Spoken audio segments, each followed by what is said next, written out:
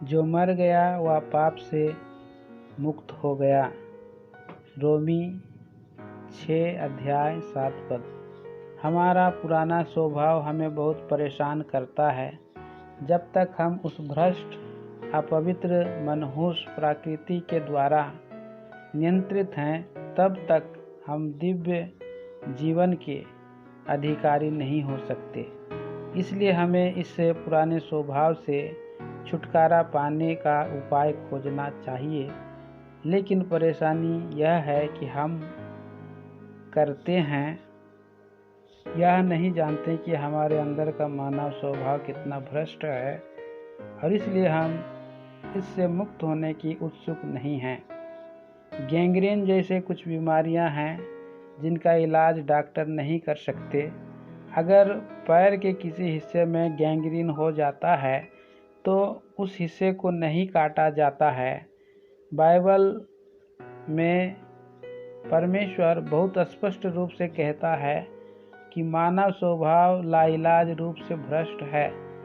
मन तो सब वस्तुओं से अधिक धोखा देने वाला है और असाध्य है, इसे कौन समझ सकता है।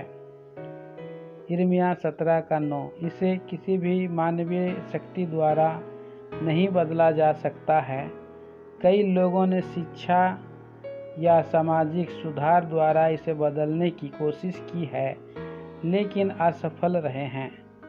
धन या समृद्धि से या उपवास, तपस्या और लंबी प्रार्थना से भी मनुष्य का हृदय नहीं बदला जा सकता है।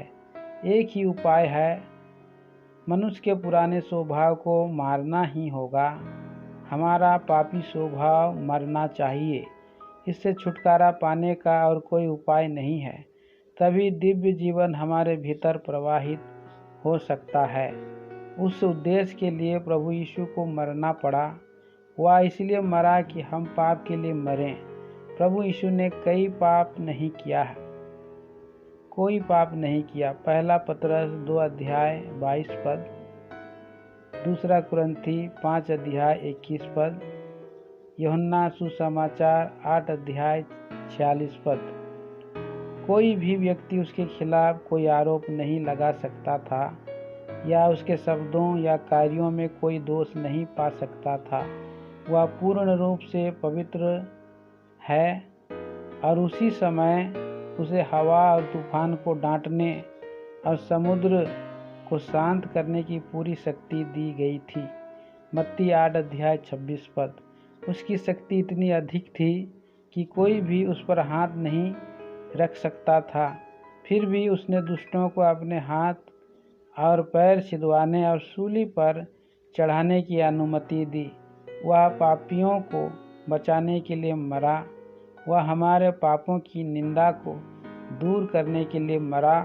वह हमारी सजा के लिए मरा को छोड़कर उपाय इसके अलावा वह हमारे लिए एक नई शक्ति लाने के लिए मर गया, जो हमारे पुराने स्वभाव को मरने में मदद करेगा। यह बाद वाला हिस्सा बहुत से लोग समझने में असफल होते हैं। निसंदेह वे पहले भाग पर विश्वास करते हैं।